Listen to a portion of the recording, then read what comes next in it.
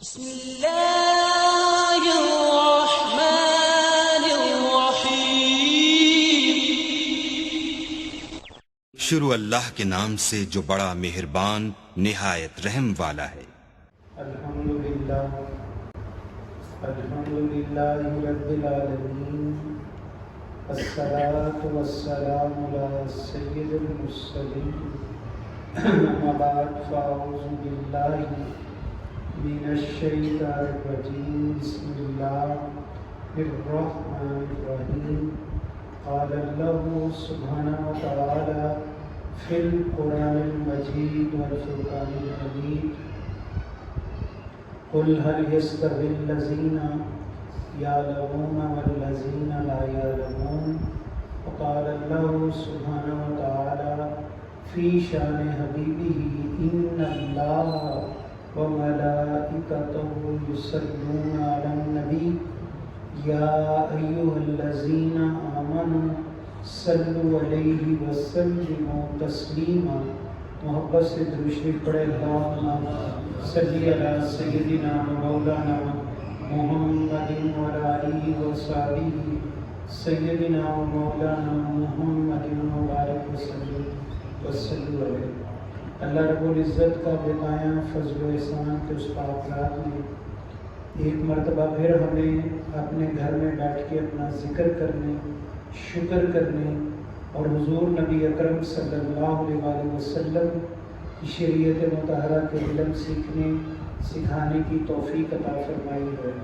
دعا ہے رب علم یزل سے وہ پاک ذات ہمیں اس علمی روحانی فکری نشست میں جتنی گھڑیاں ہم گزاریں وہ اللہ رب العزت قبول فرمائے، جو کچھ سیکھیں اس پر عمل کرنے کی اور آگے پہنچانے کی توفیق عطا فرمائے۔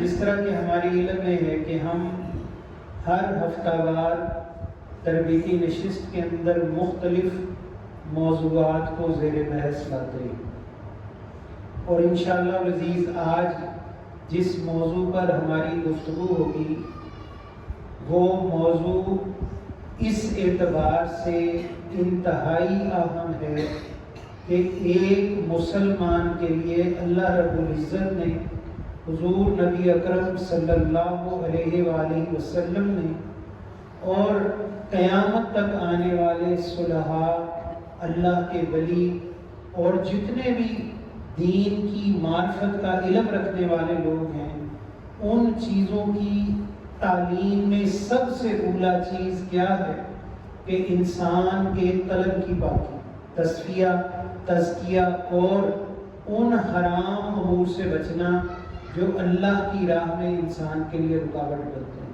انشاءاللہ اس موضوع پر آج گفتگو کریں گے۔ سب سے پہلے درود پاک پڑھیں، اللہم صلی علی سیدنا و مولانا محمد وعلی آلہ و اصحابہ سیدنا و مولانا محمد مبارک وسلم علیہ۔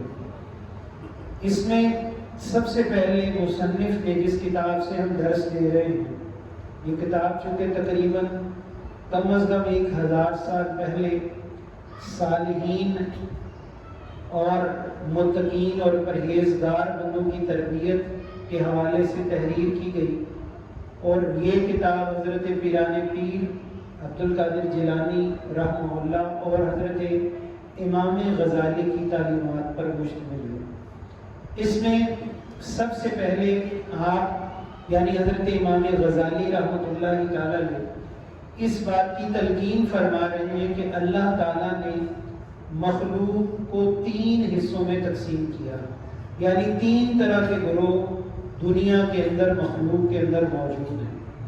پہلا گروہ جس کے بارے میں آپ نے فرمایا کہ وہ عوام عامت الناس ہیں، عوام ہیں، یعنی اہل غفلت ہے، جو غفلت میں زندگی گزار رہے ہیں۔ ہم دائیں بائیں شب و روز لوگوں کو دیکھتے ہیں، ان کے معمولات کو دیکھتے ہیں، ان کی زندگی کی ساری مصروفیات کو دیکھتے ہیں کہ وہ غفلت کے اندر زندگی گزار رہے ہیں، کوئی مکانوں میں، کوئی دکانوں میں، کوئی اولاد میں، کوئی دوستوں میں، کوئی بازاروں میں وقت کو ضائع کر رہا ہے۔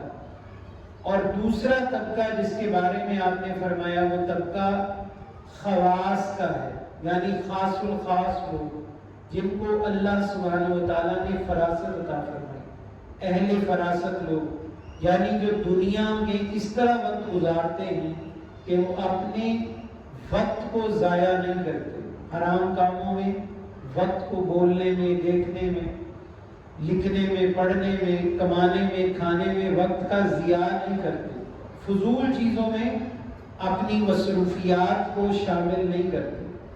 اور فرمایا تیسرا گروہ خاص الخواص یعنی اہل بصیرت لوگوں کا گروہ۔ پہلا عامت الناس اہل غفلت جو غفلت میں زندگی گزار رہے، دوسرا وہ لوگ جو خواص ہیں، دوسرے سے زیادہ اچھے، اور تیسرے سب سے زیادہ خاص الخاص اور اہل بصیرت اور اہل فراست وہ لوگ ہیں کہ جنہوں نے اپنی زندگی بھی بہتر کی اور دوسروں کی زندگی بہتر کرنے کا معمول اور مشن انہوں نے اپنی زندگی کا حصہ بنایا۔ جیسے ہم اپنے پیرانے کے باہر میں ہم اپنے مرشد مربی کی زندگی کو دیکھتے ہیں کہ کچھ لوگ ایسے ہیں جو اپنے بچے بھی پالتے ہیں، اپنی بھی اصلاح کرتے ہیں، اپنی زندگی میں حلال رزق بھی کماتے ہیں، لیکن دوسروں کی اصلاح کے لیے وقت نکالتے ہیں، دوسروں کی تکلیفیں دور کرنے کے لیے اپنے آرام کو، اپنی راحت کو، اپنے سکون کو قربان کر دیتے ہیں، اور پوری زندگی ان کی اسی صورت میں گزرتی ہے۔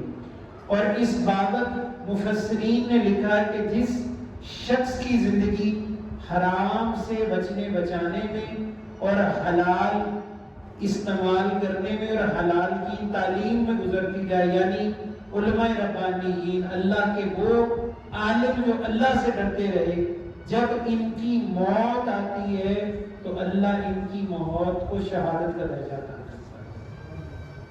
پھر فرمایا اب یہ تین گروہ اہل غفلت میں فرمایا کہ اہل غفلت نے اپنی نظر کو فوری بھلائیوں تک محدود رکھا، یعنی معمولی مفادات تک یہ سوچتے ہیں کہ آج مجھے شام کو یہ رقم اتنی چاہیے، مل گئی تو بس ٹھیک ہے، آگے کیا ہے، حرام ہے، حلال ہے، اس کا کوئی زندگی آمد الناس عوام کی بات ہے۔ جو پہلا کروں کہ یہ فوری فائدے پر نظر رکھتا ہے، فوری فائدے پر، یعنی جو ابھی فائدہ نظر آ رہا کہ یہ کام کروں گا تو اس میں کیا فائدہ ہے، اللہ کی راہ پہ نکلنا تو دکان چھوڑنی پڑے گی، اللہ کی راہ پہ نکلنا بیوی بچے چھوڑنے پڑیں گے، اور جتنی دیر دکان پر بیٹھوں گا زیادہ پیسے آ جائیں گے۔ یہ معمولی فائدے کی خاطر اگلی بھلائی کو ضائع کر دیتے ہیں۔ پھر امام غزالی فرماتے وہ خیال کرتے ہیں کہ دنیا کی سب نعمتیں ہمارے فائدے کی، جو نعمتیں نظر آ رہی ہیں اس سے جتنا فائدہ اٹھا لیا جائے تو یہی بھلائی ہے، اسی میں ہی ساری نجات ہے، اور وہ اسی مال اور دولت اور شہرت یا ذاتی اقتدار اور اختیار کے لیے دنیا کے اندر اس طرح مصروف ہو گئے کہ انہوں نے اپنے آپ کی بربادی خود اپنے ہاتھوں سے طے کر لی۔ اور اس کے بارے میں حدیث پاک میں نبی اکرم صلی اللہ علیہ وسلم فرماتے کہ دو بھیڑیے کسی بکریوں کے ریوڑ میں یا اس کے چراگاہ میں اگر داخل ہو جائے تو اتنا نقصان نہیں ہوتا جتنا دولت والے اپنی دولت کی وجہ سے اپنے آپ کو نقصان پہنچاتے ہیں۔ دولت کی خاطر، شہرت کی خاطر ان کا مال اور ان کی دولت کی محبت ان کے لیے اتنا فساد پیدا کر دیتی ہے کہ دو بھیڑیے بھی اتنا بکریوں کو نقصان نہیں پہنچا سکتے۔ حضور پاک درود شریف پڑھیں۔ پھر فرمایا یہ غافل لوگ بھیڑیے اور شکار میں فرق نہیں کرتے، ٹھنڈک اور تپش میں امتیاز نہیں کرتے، اور ٹیڑھا رستہ منتخب کرتے ہیں اسے سربلندی سمجھتے ہیں۔ یعنی جب انسان عوام کے اندر یا آمد الناس کے اندر صبح شام وقت گزارتا، عام لوگوں کے اندر ہی رہتا ہے تو ہمیشہ ٹیڑھا رستہ منتخب کرتا ہے، غلطی کا، برائی کا۔ جیسے ہم دیکھتے ہیں دھوکے باز لوگ ہیں، ذخیرہ اندوزی کر رہے ہیں، ملاوٹ کر رہے ہیں، کم تول رہے ہیں، جھوٹ بول رہے ہیں، امانت میں خیانت کر رہے ہیں، تو فرمایا اللہ کے حبیب علیہ السلام نے فرمایا کہ ذلیل ہوا وہ شخص جو یعنی غلام ہوا درہم کا، دینار کا اور دولت کا۔ یہ حضور نے فرمایا کہ ہمیشہ کوئی شخص ذلیل ہوا دنیا میں بھی آخرت میں جس نے درہم دینار یا دولت کو اپنا آقا سمجھا اور خود کو اس کا غلام بنا دیا۔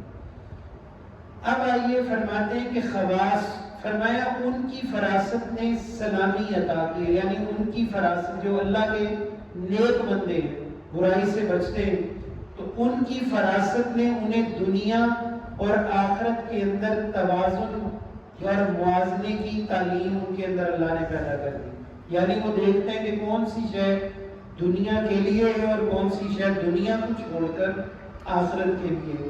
جیسے ہمارے پاس ایک شخص آتا ہے، وہ کہتا ہے کہ یہ ایک رقم ہے، میں آپ کو یہ رقم دے رہا ہوں، تو آپ اس سے پوچھتے ہیں کہ یہ رقم مجھے کیوں دے رہے ہو؟ کتاب کو ضرورت تھی، ہمیں واقعی ضرورت ہوتی ہے، تو وہ ہمیں یہ کہتا ہے کہ یہ بطور قرض ہے، ہم یہ رقم کیا ہے؟ بطور قرض ہے۔ تو ہم اس سے یہ سوال کریں گے کہ یہ قرض حسنہ جو تم مجھے دے رہے ہو، یہ قرض دے رہے ہو، تو یہ قرض کتنی مدت کے لیے ہے؟ تو وہ بتاتا ہے کہ جی میں 1 سال میں 2 سال میں آپ سے واپس لوں گا، اور یہ قرض حسنہ یعنی جتنی رقم دی ہے اتنی رقم آپ مجھے واپس کرو گے۔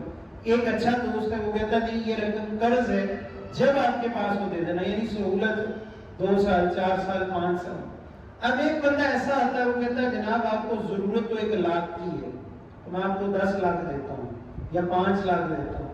اب یہ جناب بڑا ایک واضح فرق ہے، لیکن ساتھ ہی وہ کہتا ہے یہ قرض نہیں ہے، یہ سود ہے، یہ قرض بطور سود ادا کرنا پڑے گا، یعنی سود کی صورت میں واپس۔ اگر 5 لاکھ ہے تو آپ کو 15 لاکھ دینا پڑے گا، 10 لاکھ دینا پڑے گا، 8 لاکھ دینا پڑے گا، یعنی وہ ایک رقم سود کی مقرر کر گیا۔ اب اہل فراست اس میں کیا توازن کریں گے؟ میں آپ سے سوال کر رہا ہوں، اگر اللہ کسی کو عقل لے سلیم دے، یعنی عقل کسی کو دین کی دے، تو وہ کیا فیصلہ کرے گا کہ کون سا قرض بہتر ہے؟ کون سا قرض بہتر ہے، سود والا یا بغیر سود والا؟ وہ رقم جو بغیر سود کی ادا کرنی پڑ رہی، کیونکہ سود کیوں ہم نے چھوڑا؟ حالانکہ اس میں تو بڑا فائدہ تھا، بظاہر 1 لاکھ کی جگہ 5 لاکھ مل رہا تھا، اور ہمیں اپنی ضرورت سے زائد پیسہ میسر آ رہا تھا، اور اس میں مشقت بھی کوئی خاص نہیں تھی کہ جا کے ہم نے کسی سے کہا اور مل گیا، لیکن اس میں اصل مشقت کیا ہے کہ اس سے اللہ تعالیٰ کی ناراضگی اور دنیا اور آخرت کا عذاب بندے کے لیے اس کا دروازہ کھول جاتا ہے۔ تو اہل فراست کیا کرتے ہیں؟ حرام اور حلال میں تمیز کرتے ہیں، حرام اور حلال میں تمیز کرتے ہیں۔ اسی طرح ایک شخص ہے، وہ یہ کہتا ہے جناب کہ یہ 500 روپیہ ہے، یہ آپ کو میں اس صورت میں دے رہا ہوں، اس صورت میں دے رہا ہوں کہ یہ کسی غریب اور مسکین کی امانت ہے، آپ اس تک پہنچا دیں، یہ 5000 ہے، 10,000 ہے، لاکھ ہے۔ تو ہم اس وعدے پہ اس کو وصول کر رہے تھے کہ یہ کسی غریب یتیم یا مسکین تک پہنچے گی، لیکن وہ ہم نے خود ہی اپنی ذات پہ خرچ کر لی، یا یہ رقم کسی مسجد مدرسے کے لیے تھی، یا تعمیر کے لیے تھی، یا کوئی ایسے کام کے لیے تھے جس کا اس نے ہم سے وعدہ لیا، جس کا اس نے ہم سے وعدہ لیا کہ یہ کام یتیموں کے لیے ہے، مسکینوں کے لیے، بیواؤں کے لیے، اور وہ ہم نے اپنے لیے جائز کر لی۔ تو اس نے جب جائز کر لی تو اس نے حرام کا رستہ کھول لیا۔ لیکن اہل فراست کیا کرے گا؟ اس کو اللہ نے فراست دی، عقل دی، سمجھ دی اور آخرت کی تمیز دی، وہ کیا کرے گا؟ وہ اس رقم کو امانتاً، جب تک کہ وہ امانت اس تک کہ جو اس کا حقدار ہے نہیں پہنچتی، اس کی حفاظت کرے گا، اس کی کیا کرے گا؟ حفاظت کرے گا، اور جہاں ضرورت حقدار تک پیش آئی وہ بین اسی طرح خرچ کرے گا جیسے خرچ کرنے کا حق تھا۔ اب ان لوگوں کو شریعت کے اندر اور علماء نے اہل فراست قرار دیا۔ درود شریف پڑھیں۔ اور ان کے لیے ایک جملہ انہوں نے بڑا خوبصورت فرمایا کہ یہ وہ لوگ ہیں جنہوں نے دنیا سے منہ پھیر کر آخرت کی طرف اپنا قبلہ کر لیا، یعنی دنیا کو چھوڑ کر دنیا کا مستقبل، دنیا کا فیوچر، کل یہ ہوگا وہ ہوگا، اس کو چھوڑ کر کس چیز کو اپنا قبلہ بنایا؟ آخرت کو۔ اسی طرح پھر فرمایا تیسرا گروہ خاص الخاص، خواص الخاص، اہل بصیرت اور اہل فراست کا ہے۔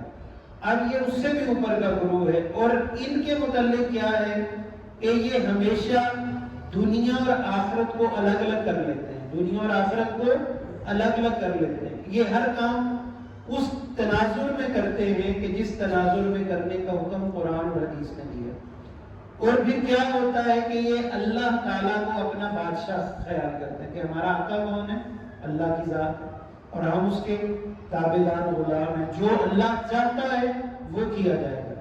اب یہ نہیں ہے کہ کوئی اور کسی کی چاہت، محبت یا کسی کی ضد ہم اس کام میں رکاوٹ آ گئی. جو اللہ چاہتا ہے اس کی بادشاہت کی تابعداری کرتے ہوئے اس کے یعنی فرما برداری میں لگ گئے اور اللہ کی فرما برداری کی، اور وقت آ گیا کہ ان کی موت آ گئی. پھر اسی طرح قرآن نے فرمایا اریتا من اتخذ الہۃ ہواہ، کیا تم نے اس شخص کو نہیں دیکھا جس نے اپنی خواہش کو اپنا خدا بنا لیا. اب یہ ذرا غور کریں، آقا نبی اکرم صلی اللہ علیہ وسلم کے دور میں بے شمار ایسے لوگ تھے جنہوں نے اللہ کے نبی علیہ السلام کے بارے میں جان لیا تھا کہ یہ محمد رسول اللہ ہے، یہ محمد رسول اللہ خاتم النبی. یہ پتہ چل گیا تھا. ان کا علم، ان کی سمجھ، ان کی جو عقل تھی وہ اس بات کی گواہی دے رہی تھی. ان کی علم، عقل، سمجھ اس بات کی دنیا داری کے معاملات سمجھ دے رہے تھے کہ یہ واقعی اللہ کے نبی ہیں. اس میں بڑے بڑے یہود و نصارہ کے عالم بھی تھے، فاضل بھی تھے، اور اسی میں ابو جہل جیسا شخص بھی تھا، ابو لہب جیسا بھی تھا، اور بڑے بڑے جتنے بھی عرب کے سردار ان میں بے شمار، کیونکہ یہ بڑے عقل والے لوگ تھے. کہ یہ ایسے نہیں تھا کہ یہ اس زمانے میں کوئی بکریاں چرا رہے تھے یا اس زمانے میں یہ جناب پتھر ڈو رہے تھے. یہ بڑے عاقل لوگ تھے. اس وقت بادشاہت کا رب میں نظام نہیں تھا، لیکن یہ وہاں کے بادشاہ یہی تھے. یہ کون تھے؟ اس زمانے میں اللہ کے نبی علیہ السلام کی ولادت باسعادت سے پہلے بادشاہ یہی تھے، انہی کا خاندان بادشاہ. یعنی جو بھی وفد آتا وہ ان سے بات کرتا، جو بھی مشکل ہوتی ان سے مشورہ کیا جاتا، اور جو یہ رائے دیتے اس رائے میں ہمیشہ لوگوں کو فائدہ ہوتا. مثلا یہ کسی کو کہتے ہیں یہ تجارت کر لو، کھالے لے جاؤ، وہ کھالے لے جاتا تو کھالوں میں بچت ہو جاتی. کیونکہ کسی کو مشورہ دیتے ہیں کہ تم اس سال اونٹ پال لو، اونٹوں میں بچت ہوتی. کسی کو کہتے ہیں کہ تم اس سال کھجوریں اس کو جمع کر لو، ذخیرہ کر لو تو قحط آ جائے گا تمہیں فائدہ. تو ایسا ہی ہوتا. اب یہاں کیا ہوا کہ جب اللہ کے نبی علیہ السلام دنیا میں تشریف لائے، ان کو پتہ چل گیا کہ اللہ کے نبی تشریف لا چکے ہیں، اور حضور نے 40 سال کی عمر میں اعلان نبوت فرمایا، تو یہاں یہ آیت اتری کہ تم اس شخص کے بارے میں کیا رائے قائم کرتے ہو کہ جس نے اپنی خواہش کو اپنا خدا بنایا. اور یہ کن کے بارے میں تھا؟ یہی لوگ تو انہوں نے اللہ کے نبی کو جاننے کے باوجود، پہچاننے کے باوجود بھی نبی کریم صلی اللہ علیہ وسلم کی ذات سے انکار کر دیا.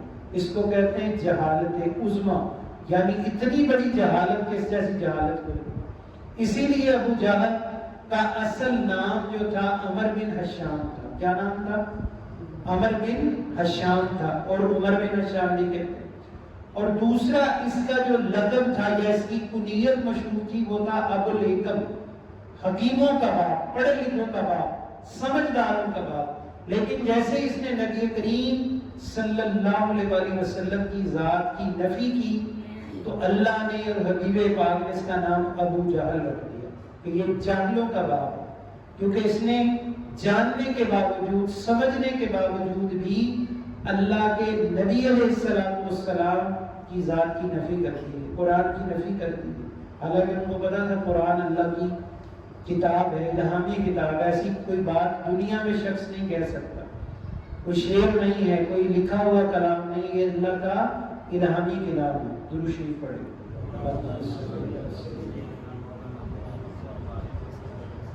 پھر اسی طرح نبی اکرم صلی اللہ علیہ وسلم نے اس بات کے حوالے سے بھی گفتگو فرمائی کہ جس شخص نے اللہ تعالیٰ کے سپرد اپنے نفس کو کیا، یعنی اپنی جان کو، مال کو، اپنی فکر سوچ کو اللہ کے سپرد کر دیا، اللہ تعالیٰ اس کو دنیا اور آخرت میں نجات عطا فرماتا. پہلی نجات کس سے؟ کفر سے. دوسری نجات کس سے؟ شرک سے. اور تیسری نجات کس سے؟ غم اور خوف سے. پہلی نجات کفر سے، دوسری دنیا میں شرک سے، اور تیسری غم اور خوف سے. اب یہ دیکھیں کتنی بڑی انعامات ہیں. اللہ تعالیٰ کا جب ہم کلمہ پڑھتے ہیں تو کفر ختم ہو گیا. کیا ہو گیا؟ لا الہ الا اللہ.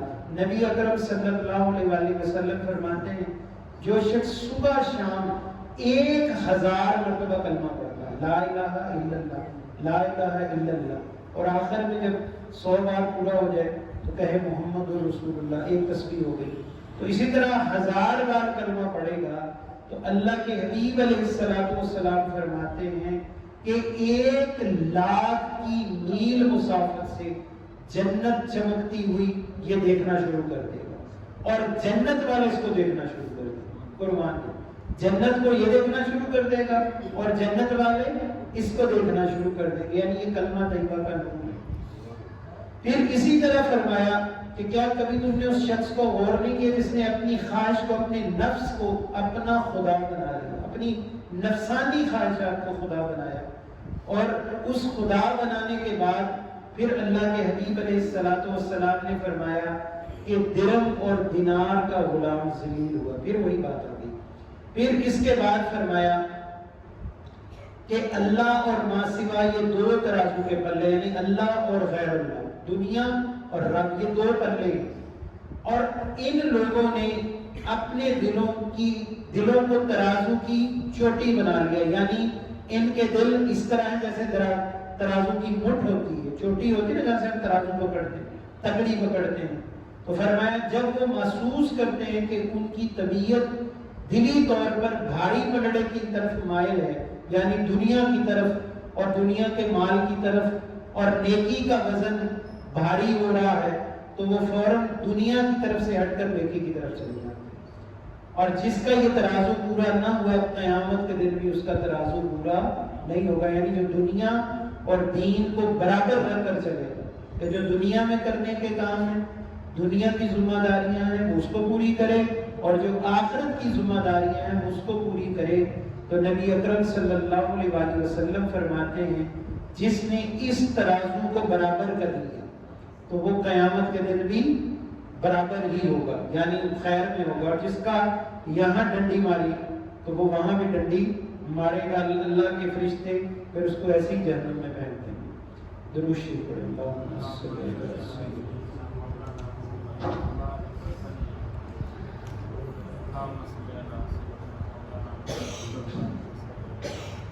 پھر فرمایا کہ 3 قسم کے گروہ ہیں. اب آئیں گے 3 قسم کے گروہ کی اگلی بات وہ کیا کر رہے ہیں. ایک گروہ جس نے یہ سمجھ لیا کہ کثرت مال، دنیا کے فوائد، خزانے، ان کے لیے وہ سارا دن سفر کرتا ہے، محنت کرتا ہے، اور پھر بخل کر کے ضرورت سے کم کھاتا ہے، ضرورت سے کم پہنتا ہے، بہت زیادہ کنجوسی کرتا ہے، یہاں تک کہ موت آ گئی اور اس کا مال دنیا کے اندر دبا رہ گیا. دبے سے مراد ہے کہ لوگ استعمال کریں گے، کوئی اس کا مکان، کوئی اس کی جائیداد، کوئی اس کی سواریاں. تو یہ وہ لوگ ہیں جنہوں نے تھکاوٹ خود اختیار کی اور فائدہ دنیا کے لوگ اٹھائیں گے. فائدہ کون اٹھائے گا؟ پچھلے لوگ اٹھائیں گے. لوگ رشتے دار، اڑوس پڑوس والے، کوئی نہ جاننے والے، کوئی جاننے والے اٹھائیں گے. فرمایا کرو وہ ہے کہ جو یہ سمجھتا ہے کہ سعادت دوسروں کی زبان سے تعریف و ثنا ہے، یعنی لوگ میری تعریف کرتے رہیں، میں مال جمع کرتا رہوں، بلے بلے ہوتی رہے، لوگ ہیں بڑا اچھا کپڑا پہنا، تیری سواری بڑی اچھی. مقصد ایک ایسے لوگ آپ نے ہزاروں نہیں لاکھوں میں دیکھے ہوں گے جو صبح شام صرف اسی لیے زندگی گزارتے ہیں کہ لوگ میرے بارے میں کیا سوچ رہے ہیں، لوگ میرے بارے میں کیا سوچ رہے ہیں. اور یہ کیا ہے؟ اساس کمتری کا سب سے بدترین درجہ، کہ ہر وقت وہ یہ خیال کرے کہ لوگ میرے بارے میں کیا سوچیں، اور لوگوں کی وجہ سے زندگی گزارتا ہے. کپڑا پہنتا تو سوچتا لوگ کیا سوچیں گے، سواری پہ جاتا ہے تو لوگ کیا سوچیں گے، مکان میں رہتا ہے تو لوگ کیا سوچیں گے، کھانا کھا رہا ہے تو لوگ کیا سوچیں گے. سارا دن اس کا خیال یہی ہے، اور دن رات اس کا کام یہی ہے کہ دنیا کی نگاہوں کا مرکز بنا رہے. پھر فرمایا تیسرا یہ گروہ، یعنی اس کی خواص یہ ہے، تیسرا یہ گروہ اس کا خیال یہ ہے کہ لوگ احترام، تواضع اور تابعداری کرے، اس کو ریاست یا حکومتی عہدوں میں کوئی حصہ مل جائے اور پھر لوگ اس کی اطاعت کریں، یعنی ہر حرام کام میں بھی اور ہر اچھے کام میں بھی ہر بندہ اس کی تابع داری کرے، اس کو سلام چودھری صاحب کرے، ایسے لوگ بھی ہیں۔ اور اللہ کے نبی علیہ السلام نے فرمایا 70 فرقوں میں سب سے گمراہ کن فرقہ یہ ہے۔ ایک تو فرقے وہ ہے نا دیوبندی، وہابی، بریلوی، شیعہ، ایک یہ بھی فرقہ کہ جس کا ہر وقت خیال یہ ہے کہ لوگ میری تابع داری کریں، یعنی یہ گمراہ ترین فرقہ ہے۔ اور فرمایا یہ دنیا کی مختلف وادیوں میں دنیا کے غم میں بٹ گئے اور یہاں تک کہ ہلاک ہو گئے۔ اب آپ دیکھیں بندہ پوری زندگی دنیا میں باہر گزار رہا، پاکستان میں نہیں آتا، پوچھا بھائی کیوں نہیں آتے، وہ کہتا جی پاکستان میں تو گزارا نہیں، کہیں میری وہاں پر ناک نہ کٹ جائے، میرے رشتہ دار، میرے بچے نہ پیچھے ہٹ جائیں۔ وہ ساری زندگی بچوں کے لیے کچھ کرتا رہتا اور اس لیے کہ دولت آ جائے، جائز ہے، ناجائز نہیں ہے، لیکن اس کی ضروریات پوری ہو گئی، اب وہ پھر وہی کچھ کر رہا ہے، نہ حج کر رہا ہے، نہ عمرہ کر رہا ہے، نہ کوئی اور کر رہا ہے، اب وہی کچھ کرتا گیا یہاں تک کہ اس کی موت آ گئی۔ اور ایک شخص جس کے بارے میں نبی اکرم صلی اللہ علیہ وآلہ وسلم سے پوچھا یا نبی اللہ دنیا میں خوش قسمت ترین بندہ کون ہے، ایک یہ سوال اور اس کے متبادل ایک سوال یا متوازی ایک سوال تھا کہ یا نبی اکرم صلی اللہ علیہ وآلہ وسلم دنیا میں بادشاہ کس کو کہتے ہیں؟ تو نبی پاک یہ تعریف کرتے ہیں جیسے ہم دنیا میں کرتے ہیں کہ بادشاہ وہ ہوتا ہے جو کسی ملک کا ریاست کا سربراہ ہو، جس کے وزیر ہو، محل ہو، جس کی حکومت ہو، جس کی فوجیں ہو، جس کے گھوڑے ہو، جس کے جناب اسلحے کے ایسے ہی ہے نا دنیا کا۔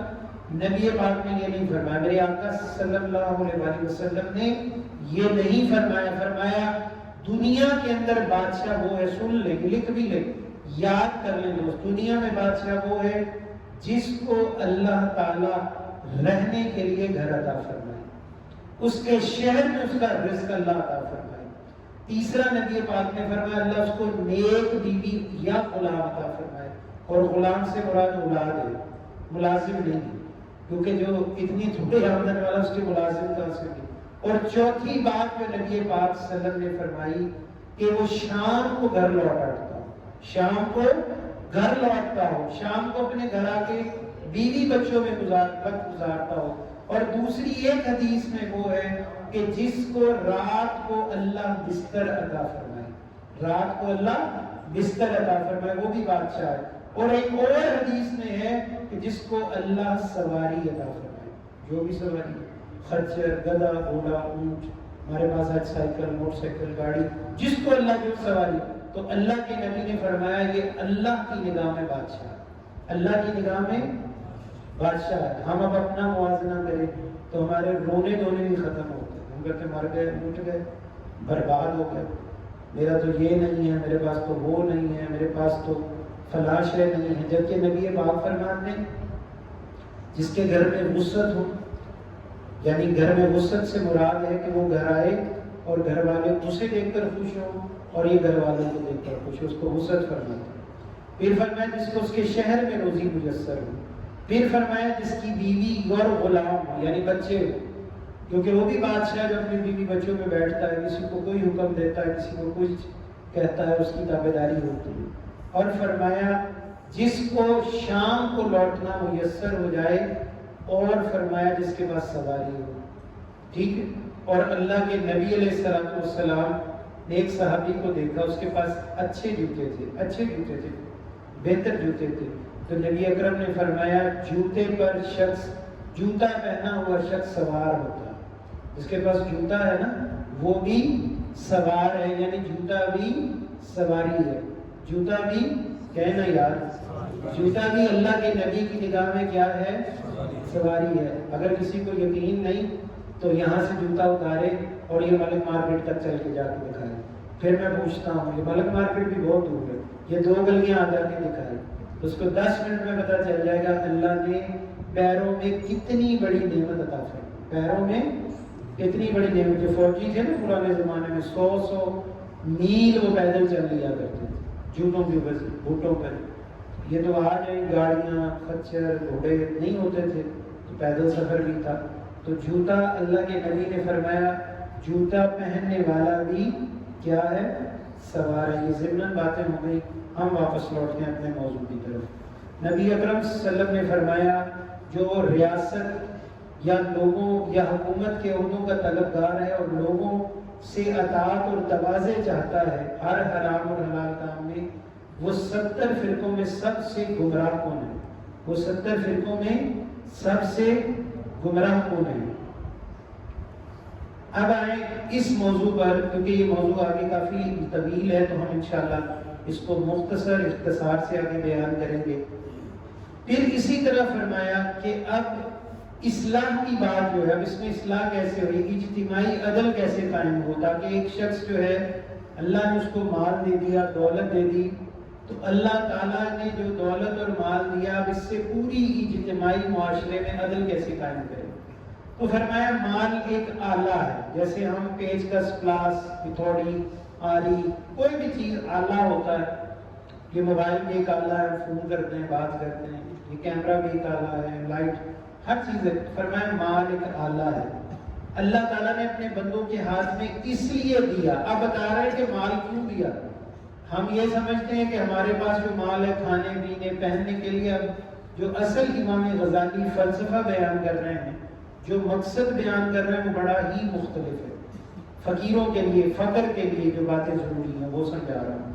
فرمایا یہ اس لیے بندوں کے ہاتھ میں اللہ نے دیا کہ وہ ان کی حاجات پورے کرنے کا وسیلہ بنے، اور اس سے کیا فائدہ ہوگا کہ بندے اللہ کے عبادت گزار بنیں گے، فراغت کا ذریعہ بنیں گے۔ بس کچھ لوگ ایسے ہیں جن کے لیے زیادہ مال فتنہ ہے اور وہ خطرے میں پڑ گئے، کچھ لوگ ایسے ہیں جن کو اس سے مدد اور عبادت میں فراغت حاصل ہوئی، اس کی مدد سے عبادت میں کیا ہو گیا؟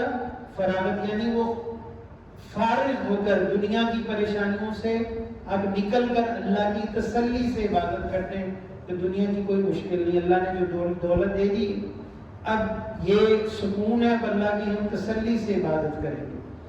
ان کی حاجات مالداروں کے ہاتھوں سے پوری ہوئی، چنانچہ ان کے لیے ضروری ہے کہ حاجت کے مطابق لے، یعنی کسی شخص نے مدد کی ایسے بندے کی جو ضرورت مند تھا اور اتنی ضرورت کے تحت مال لیا کہ اللہ کی عبادت اور زندگی گزارنا ان کے لیے آسان ہو گیا۔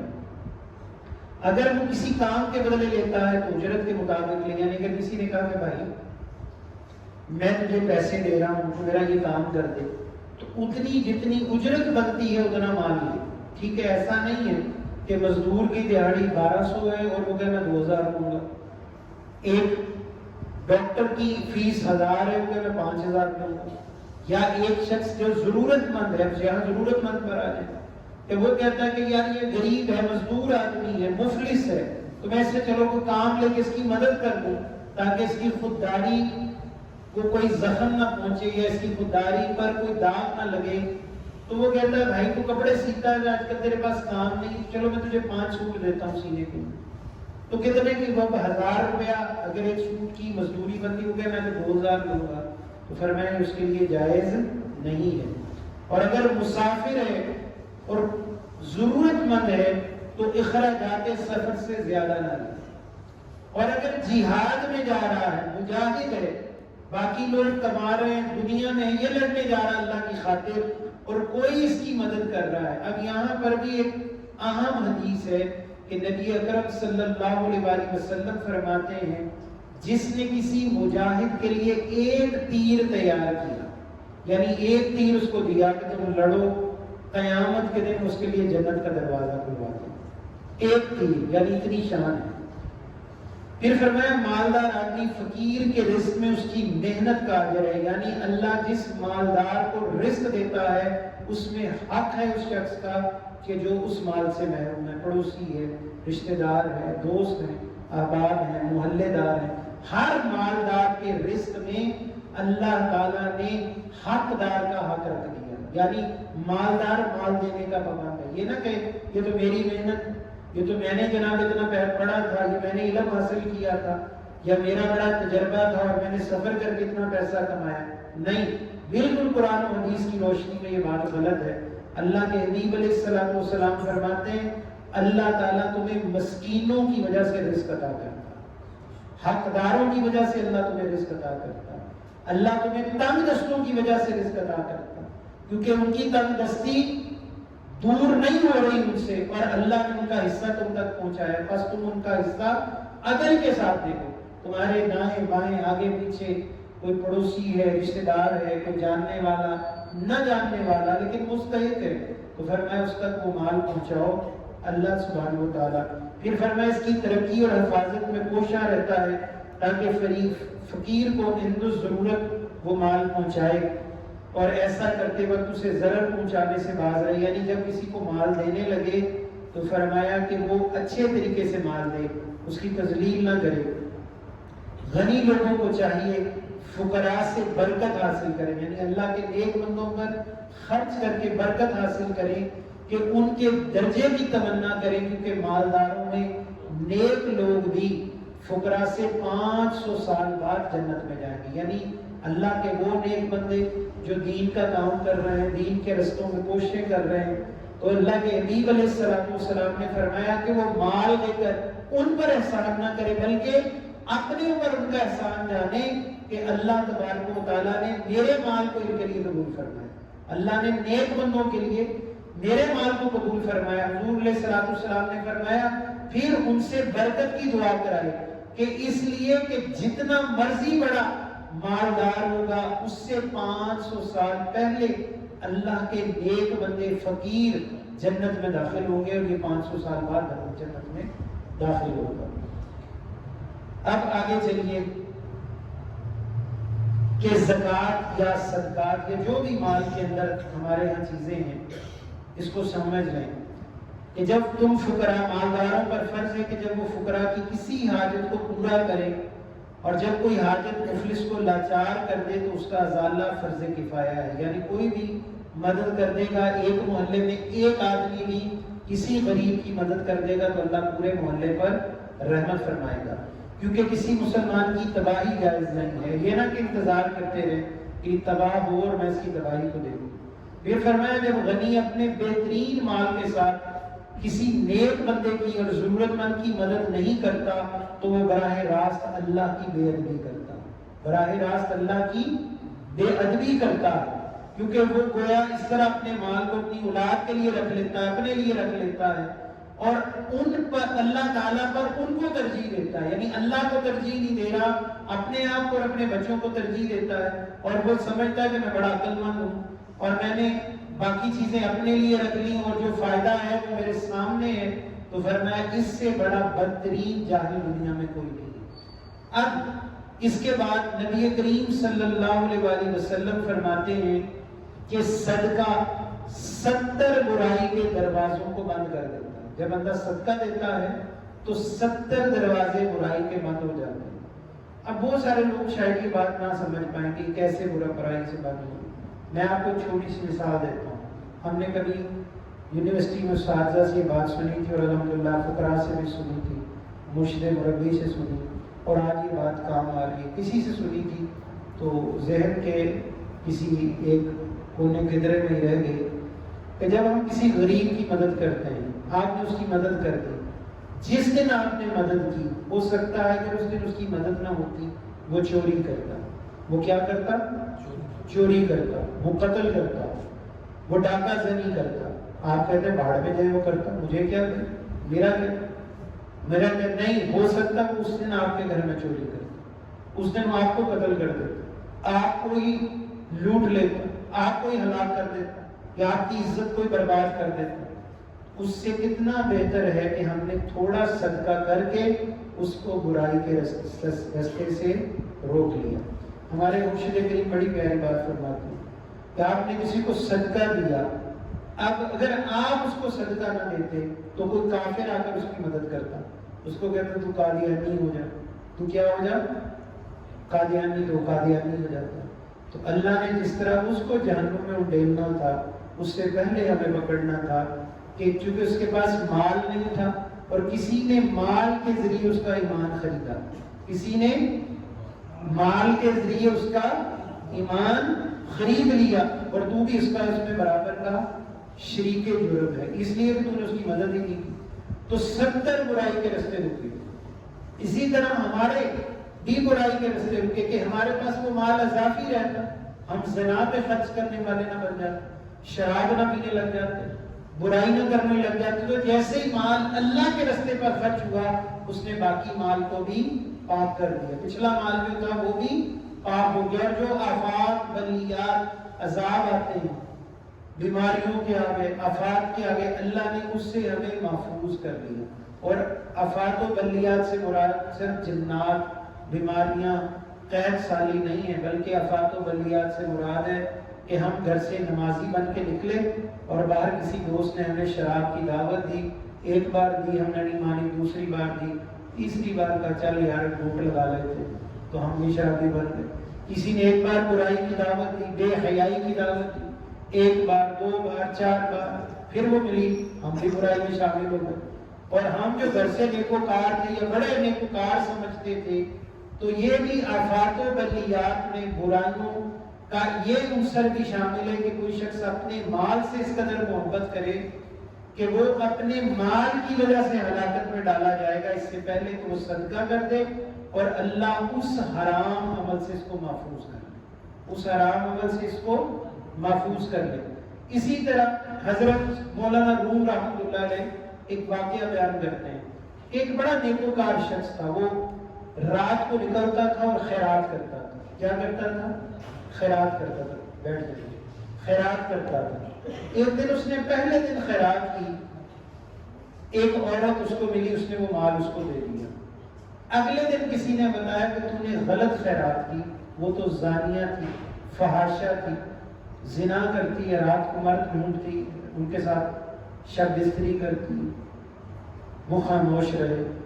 دوسرے دن انہوں نے پھر رات کو خیرات کی، ایک نوجوان ملا، تو اگلے دن کسی نے بتایا کہ تو نے غلط بندے کو خیرات کی، یہ تو چور ہے، ڈاکو ہے، رازق ہے. وہ خاموش رہے. پھر تیسرے دن انہوں نے خیرات کی تو وہی شخص ملا. اس نے کہا جب تم نے اس کو خیرات کی تو میں اس کے پیچھے لگ گیا، تو میں نے دیکھا وہ تو عیسائی تھا یا مجوسی تھا، کافر تھا، یہودی تھا.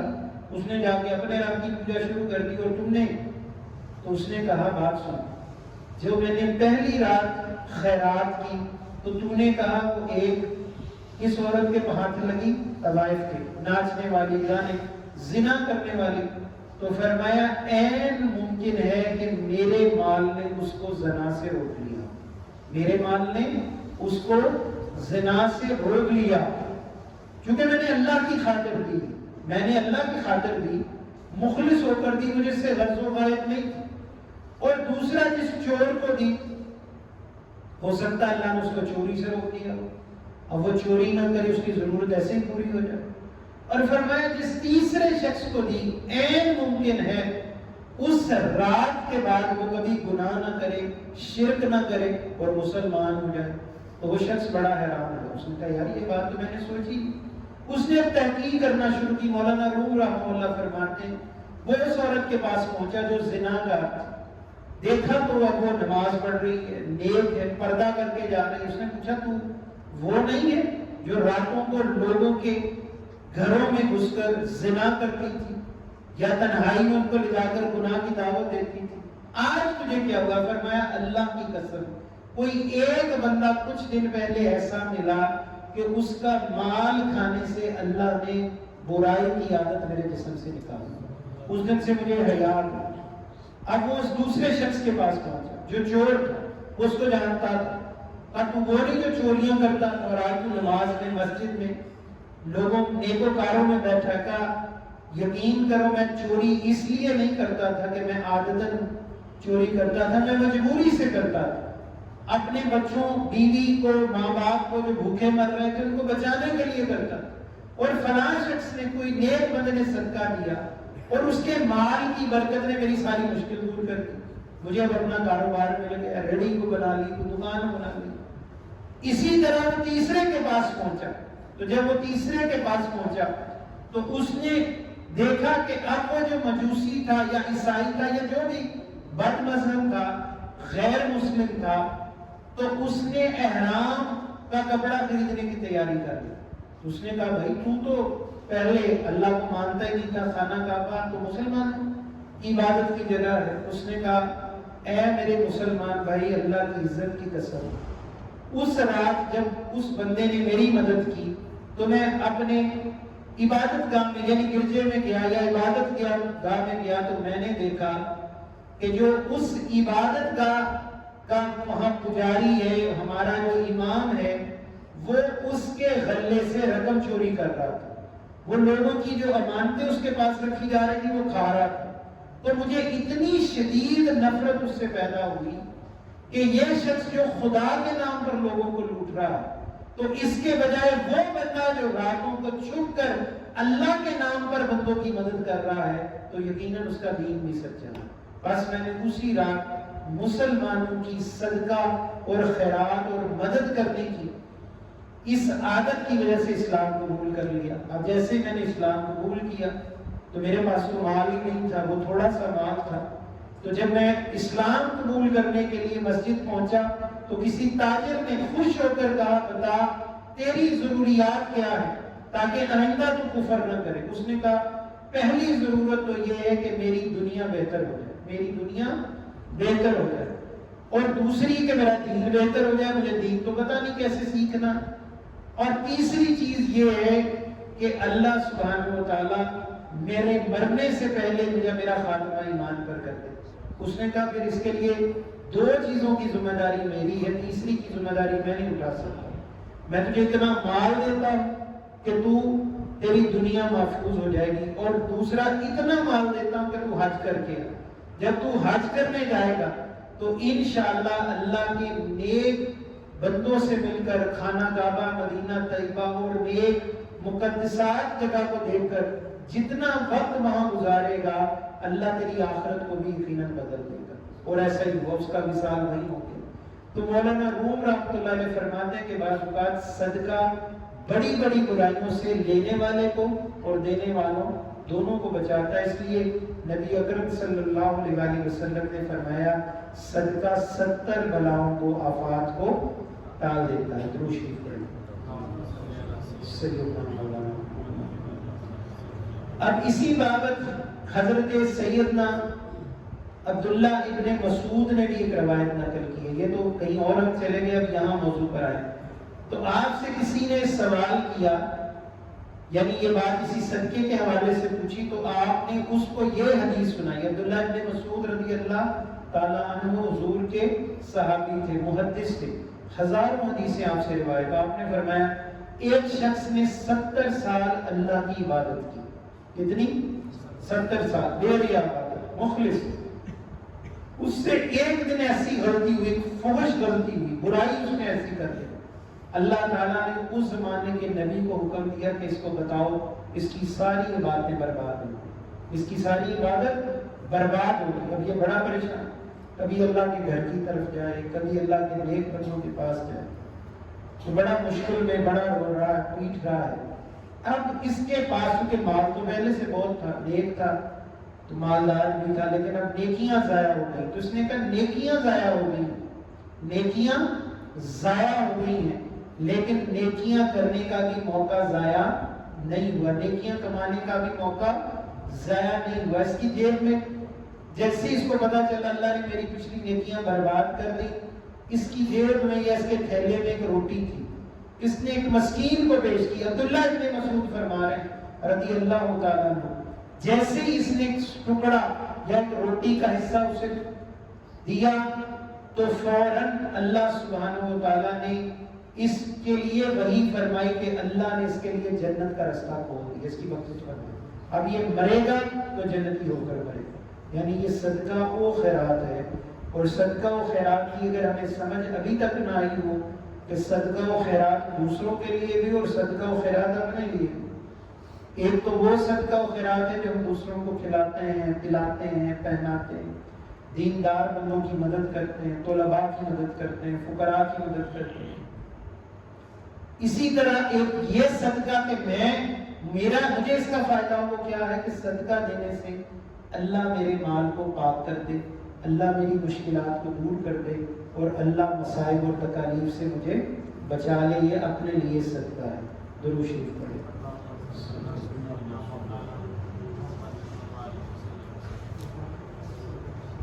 اس کے بارے میں اب آخری جو ایک دو جملے ہیں وہ ضرور سننے والے ہیں اور غور سے سننے والے ہیں۔ نبی اکرم صلی اللہ علیہ وسلم نے فرمایا جب کوئی شخص کسی کی مدد کرے، یعنی کسی فقیر کی مدد کرے، میں نے پہلے بتایا فقیر سے مانگنے والے وہ نہیں جو گلیوں میں مانگتے پھرتے ہیں آوازیں لگا کے، وہ بیکاری ہے۔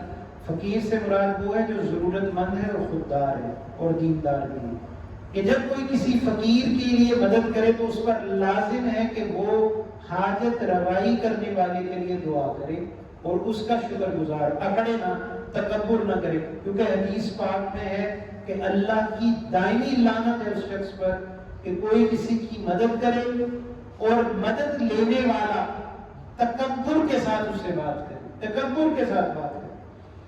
اور پھر فرمایا جو لوگوں کا شکر ادا نہیں کرتا، حدیث شریف ہے آقا صلی اللہ علیہ وسلم، جو لوگوں کا شکر نہیں کرتا وہ اللہ کا شکر ادا نہیں کرتا۔ اسی لیے فقیر کے لیے ضروری وہ پوری کوشش کرے مال میں سے اپنا حصہ باعزت عمل کے ذریعے حاصل کرے، کیونکہ یہ عبادت نہیں کہ تو اپنے اور اس کے قدموں کو دھوئے جو تیری روزی کا بندوبست کرے، پہلے تو روٹی کا ٹکڑا رہے اور پھر عبادت میں مصروف ہو جائے، اور قیامت کے دن آواز دی جائے گی کہ اللہ کے دشمن کہاں ہیں، اللہ کے دشمن کہاں ہیں؟ تو پوچھا جائے گا اللہ کے دشمن کون؟ تو رب فرمائے گا مساجد میں سوال کرنے والے، مساجد میں یعنی جو مسجد میں کھڑا ہو کے سوال کرتا ہے۔ قیامت کے دن اللہ کہے گا میرے دشمنوں کو بلاؤ، یہ اللہ سے دشمنی ہے۔ مسجدوں میں صرف اللہ کو پکارا جائے، مسجدوں میں صرف اللہ کو پکارا جائے، اللہ سے مدد مانگی جائے، کیونکہ مسجدیں اللہ کے لیے ہیں اور اللہ کے سوا کسی کو پکارنے والا، اس کی ذات سے کسی اور سے امید اور طلب رکھنے والا، یہی اللہ کا قیامت کے دن دشمن ہوگا۔ درود شریف پڑھ لیں۔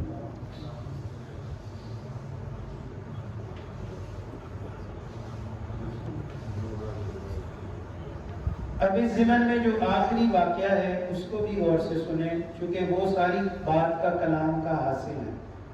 ہم چونکہ سارے یہاں اہل طریقت لوگ بیٹھے ہیں، اللہ والوں سے منسلک لوگ بیٹھے ہیں، اور طریقت کے اندر بیعت یا تابعداری کا مطلب یہ ہوتا ہے کہ اپنی ذات کی اصلاح کرنا اور تربیت کرنا۔ ایسے ہی ہے نا، اگر آپ کسی بچے کو اسکول میں چھوڑ گئے ہیں یا اس کو مدرسے میں چھوڑ گئے ہیں اور یہ شکایت ملے کہ وہ نہ استاد کی بات مانتا ہے نہ بڑوں کی بات مانتا ہے، تو پھر کیا ہوگا کہ وہ نتیجہ ان پڑھ رہ جائے گا، جاہل رہ جائے گا، اس کو اسکول سے نکال دیا جائے گا، اس کو مدرسے سے نکال دیا جائے گا۔ بیعت اسی طرح، اب طریقت میں بیعت کا اصول یہ ہے کہ جب ہم بیعت کرتے ہیں تو بیعت کا مطلب یہ ہوتا ہے تابعداری کرنا، بک ہے، بیعت میں نہ بکنا، بیعت با یبیو عربی کا لفظ ہے، بک جانا، فروخت ہو جانا۔ اب چونکہ جب ایک شخص اپنے آپ کو اللہ کے لیے فروخت کرتا ہے کہ میں اس لیے کسی صالح بندے کے ہاتھ میں ہاتھ دوں گا کہ وہ اللہ کا رنگ مجھ پر چڑھائے، پھر اپنی مرضی نہیں ہو سکتی، پھر اپنی مرضی نہیں ہو سکتی۔ حضرت بہاؤالدین ذکریہ ملتانی رحمۃ اللہ تعالی علیہ، آپ کے جو مرشد تھے وہ بہت بڑے حضرت خواجہ شہاب الدین سہروردی رحمۃ اللہ علیہ، نام سنا؟ سہروردیہ سلسلے کے بزرگ تھے۔ تو ان کا ایک دوست تھا، یعنی وہ بھی اللہ کا ولی تھا، انہوں نے وہاں حضرت بہاؤالدین ذکریہ ملتانی کو کچھ دن رہنے کے لیے بھیجا کہ آپ اس کے پاس جا کے رہ کر۔ اب ان کا معمول یہ تھا کہ جو ان کے مرید تھے ان کی ٹینٹ کروا دیتے، پہلے دن بال صاف۔ اب یہ بھی ایک نفس کی خواہش کے خلاف ہے، بال زینت ہے، بندہ کبھی ادھر سیٹ کرتا ہے کبھی ادھر کرتا ہے۔ فوج میں بھی آپ جائیں تو پتہ ہے فوج میں کولا ٹینٹ ہوتی ہے، اگر پتہ ہے کسی کو کولا کٹنگ بھی کہتے ہیں، پہلے دن وہ کولا رکھ کے اوپر ڈر کر کے سارا ٹینٹ کر دیتے ہیں، کہتے ہیں یہاں موجیں نہیں چل رہی، اسٹائل اب ایک ہی رنگ چڑھے گا، ہر فوجی کے ایک طرح کے بال ہوں گے، کسی کے گنگریالے، کسی کی زلف، ایسا نہیں ہوگا، ایک ہی بال ہوں گے، کوئی جرنل ہے، کرنل ہے، کوئی لانس نائک ہے، حوالدار ہے، بریگیڈیئر ہے، کچھ بھی ہے، سب کی کٹنگ ایک جیسی ہوتی ہے۔ یہ ریکروٹ جتنے ہیں پہلے کی کٹنگ، پھر آفیسر کٹنگ اور ہوتی ہے۔ اچھا اسی طرح وہ بھی یہی کرتے تھے اصلاح کے لیے جو بھی آتا۔ اب جب یہ حضرت بہاؤالدین ذکریہ ملتانی رحمۃ، اچھا ایک اور معمول ہوتا تھا کہ وہ نیچے سلایا کرتے تھے، جو بھی ان کی درگاہ میں آتا وہ نیچے سو جاتا گھاس پر، یعنی چٹائی کا دور نہیں ہوتا تھا۔ اللہ والوں کی جو خانقاہیں پہلے ہوتی تھی ان میں یہ نخرے نہیں ہوتے تھے، تو کہتے تھے گھاس پھوسی کی کر لو، سوکھی ہوئی جو چارہ ہوتا ہے اس پر جب آپ سو جاتے۔ اب جب ایسے ہی حضرت سیدنا بہاؤالدین زکریا ملتانی رحمۃ اللہ علیہ داخل ہوئے تو کیا ہوا، انہوں نے ان کے لیے چارپائی لگوائی۔ کیا کیا؟ چارپائی لگوائی، ان کو پانی کہا بھی ان کو پانی پلاؤ۔ اب وہ باقی سارے حسد سے دیکھ رہے ہیں، فقیر کا حسد، فقیر کا حسد اور عالم کا تکبر اس کو لے ڈوبتا ہے۔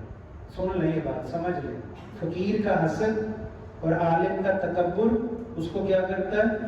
لے ڈوبتا ہے۔ جو اللہ والے ہیں ان میں اور کوئی مرض نہیں ہوتی، حسد کی مرض ہوتی۔ حسد ایک ایسی مرض ہے جس کے بارے میں اللہ نے فرمایا جو حسد کرتا ہے، نبی پاک نے فرمایا جو حسد کرتا ہے تو اپنی نیکیوں کو اس طرح وہ ضائع کر لیتا ہے جیسے آگ سوکھی لکڑیوں کو کھا جاتی ہے۔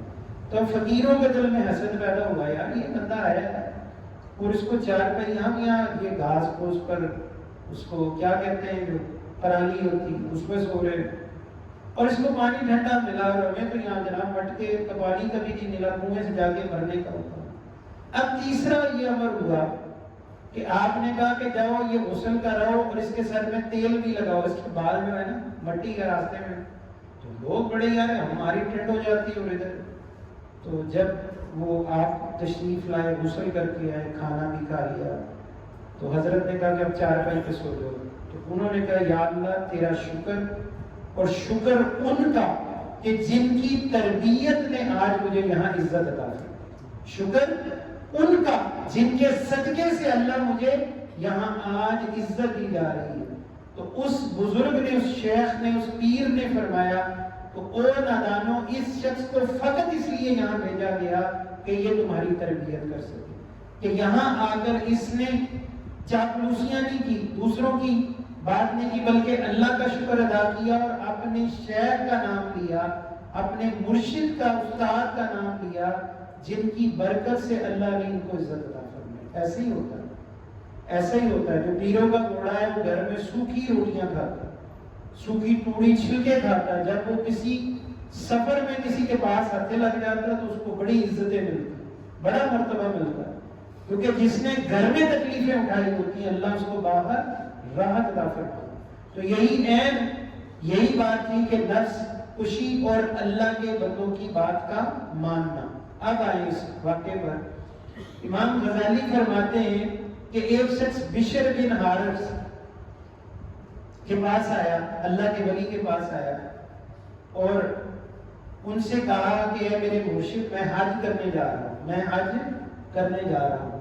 تو آپ نے فرمایا کتنی رقم تیرے پاس ہے؟ اس نے کہا کہ 2000 درہم، آج لگا لے 20 لاکھ روپے تقریباً۔ کتنی رقم؟ اس زمانے میں بھی اتنی چاہیے ہوتی تھی، 20 لاکھ روپے، 1000 10 لاکھ کے برابر تھا اس زمانے میں۔ اتنی رقم آپ نے فرمایا ٹھیک ہے۔ فرمایا تمہیں کس چیز نے حج کے لیے بلایا؟ اس نے کہا کہ اللہ کے گھر کی رضا کے لیے جا رہا ہوں، اللہ کا گھر دیکھنا ہے۔ تو فرمایا اس سے پہلے حج کیا؟ اس نے کہا کیا، یعنی پہلے بھی حج کر کے آیا۔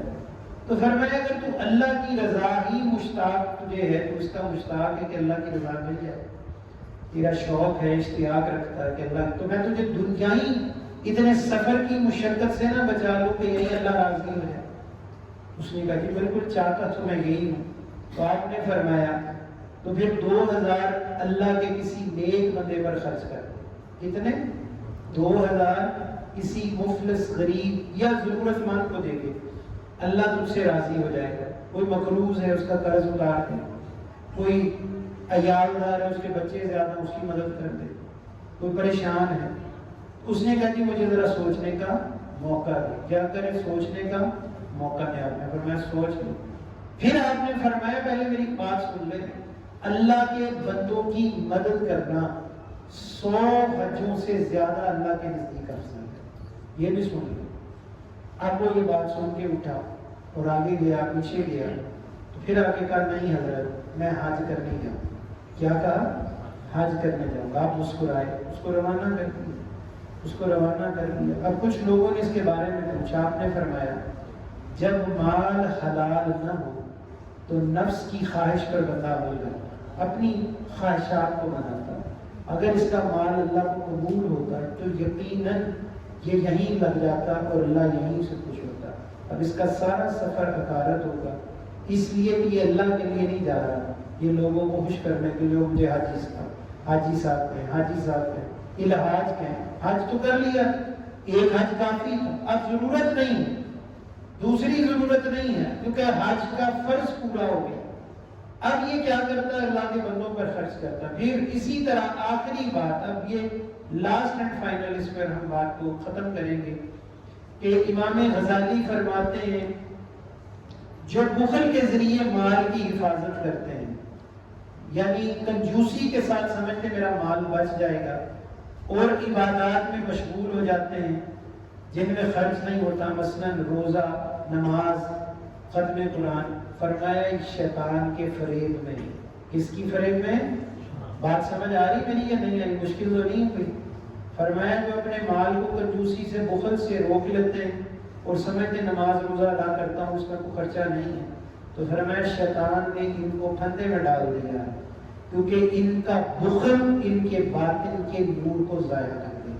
یعنی مال کا خرچ کرنا، مال کا اللہ کی راہ میں صرف کرنا اور مال کا خیر کے رستوں پر استعمال کرنا بندے کے باطن کے نور کو زیادہ کرتا ہے، باطن کی ظلمت کو دور کرتا ہے، باطن کی تاریکی کو دور کرتا ہے. جو بندہ اپنے مال کے ذریعے، دولت کے ذریعے یہ سمجھتا ہے کہ یہ میرے محفوظ ہاتھوں میں ہے اور جناب میں اس سے یہ لے لوں گا، کر لوں گا، اور بخل کرتا، خرچ نہیں کرتا، تو فرمایا ان قریب شیطان اس کا ایمان یعنی پھندا لگا کے برباد کر دے گا. اللہ سے دعا ہے وہ کاغذات ہم سب کو دین متین کی کامل سمجھ عطا فرمائے. اللہ اپنے محبوب کا سچا عشق عطا فرمائے، اور اللہ ایسی مجلسیں عطا فرمائے جن میں بیٹھ کے دلوں کو نرمی ملتی ہے. وما علینا الا البلاغ.